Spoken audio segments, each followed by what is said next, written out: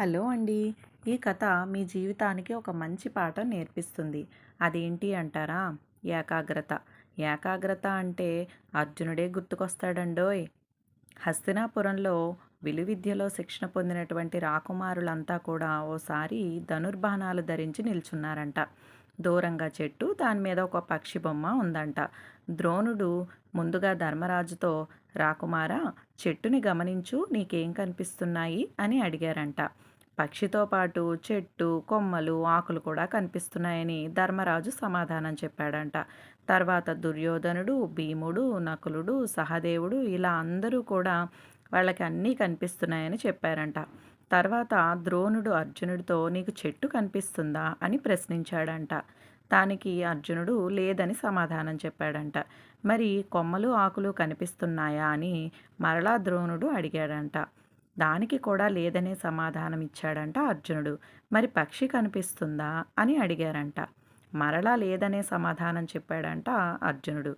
మరి నీకేం కనిపిస్తుంది అని ద్రోణుడు అడగగానే పక్షి కన్ను అని సమాధానం చెప్పాడంట అర్జునుడు. ఆ లక్ష్యాన్ని ఛేదించు అని ద్రోణుని నోటి నుంచి మాట వచ్చేలోపే అర్జునుడు విడిచినటువంటి బాణం ఆ పక్షి కన్నుని తాకిందంట. ఆ ప్రాంగణమంతా కూడా చప్పట్లతో మారుమోగాయంట. ఆనందంతో శిష్యుని యొక్క ఏకాగ్రతను మెచ్చి గురువైనటువంటి ద్రోణుడు ఆశీర్వదించాడంట. భారతంలో గనక మనం ఈ ఇతివృత్తాన్ని గమనిస్తే అర్జునుడు తన దృష్టిని పూర్తిగా చేస్తున్నటువంటి పని మీదే కేంద్రీకరించాడు. అలా మనస్సుని ఒకే విషయాన్ని గురించి నిలకడగా ఆలోచించటాన్నే ఏకాగ్రత అంటారనమాట. చూడండి, భూతద్దం ద్వారా సూర్యరశ్మి ఒకే చోట కదలకుండా ఉంచితే అది దేన్నైనా సరే క్షణాల్లో కాల్చేయగలుగుతుంది కదా. అదే నేరుగా సూర్యరశ్మి తాకితే అది దేన్ని కూడా కాల్చలేదు. అదేవిధంగా సాధారణమైనటువంటి స్థితిలో మన ఆలోచన శక్తి కూడా చెల్లాచెదురై ఉంటుంది. అదే ఆలోచన శక్తిని మనం ఒకే విషయంపై ఉంచామనుకోండి, త్వరగా నేర్చుకోగలుగుతాం. ఏకాగ్రత అనేటటువంటిది మనసుకి సంబంధించినటువంటి విషయం.